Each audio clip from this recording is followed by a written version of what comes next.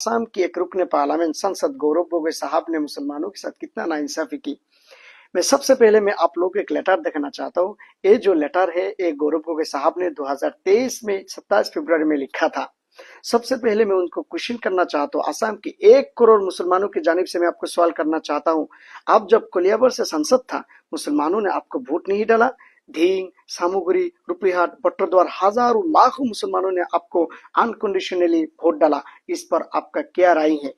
इस पर आपका क्या नजरिया है? आप बताइए।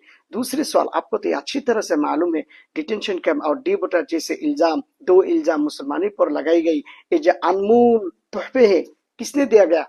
आपके वालिद हसन मोहतरम मरहम तरुण गोगोई साहब ने। हम लोग मुसलमानों के कुछ मुनाफिक लीडरों के साथ मिलजुल कर हजारों लाखों मुसलमानों के नाम से पहले डी है डिटेंशन कैंप यानी फॉरेनर बनाया गया, अभी तक भी डिटेंशन कैंप में है और बहुत सारे मुसलमान अभी तक डी इल्जाम लेकर सुबह शाम फॉरेनर ट्रिब्यूनल में चक्कर काट रहे हैं इंसाफ के लिए। लेकिन आपने इस खत के जरिए जब डी वोटर के बारे में सिलसिले में बोलना आया पार्लियामेंट में, आपने सिर्फ गुरखा कम्युनिटी के बारे में बोला। 4 बार लफ्ज इस्तेमाल किया, एक बार भी मुसलमानों को लफ्ज इस्तेमाल नहीं किया कि मुसलमानों के साथ डी वोटर के जरिए नाइंसाफी की गई। एक बार आपने इस्तेमाल नहीं किया। ये नाइंसाफी नहीं है? बट्टरद्वार, ढींग, कुलियाबर के मुसलमानों ने आपको वोट नहीं डाला था, आपने क्यों मुसलमानों के नाम इस्तेमाल नहीं किया? नंबर 1 सवाल। नंबर दूसरा जो है कि आपको तो अच्छी तरह से पता है कि 2014 तक सिटीजनशिप अमेंडमेंट एक्ट के तहत सब नॉन मुस्लिम बरादरों को सिटीजनशिप मिल गया, लेकिन अभी तक बाकी है मुसलमान डिटेंशन कैंप में है।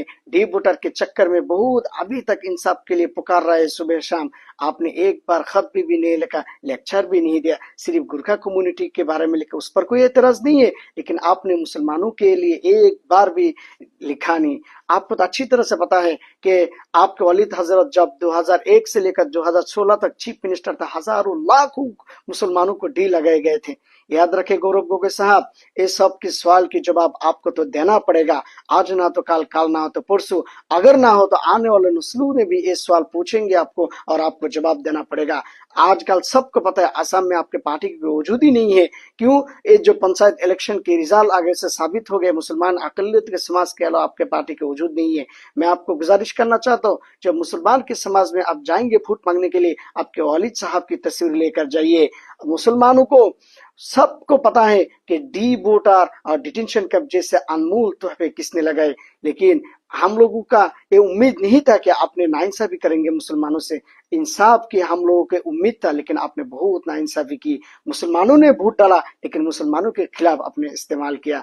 डी वोटर के मामला में एक भी लफ्ज भी नहीं मिला जो मुसलमानों के साथ नाइंसाफी की गई। एक भी खत भी नहीं लिखा आपने गवर्नमेंट ऑफ इंडिया को, मिनिस्टर ऑफ होम अफेयर्स को, सिर्फ गुरखा कम्युनिटी के बारे में आपने लिखा। ये बहुत बड़ा आपने नाइंसाफी की। इसका जवाब तो आपको देना पड़ेगा। आज ना हो तो कल, कल ना हो तो परसों, हजारों लाखों करोड़ मुसलमान, आसाम के मुसलमान आपसे जवाब मांगेंगे।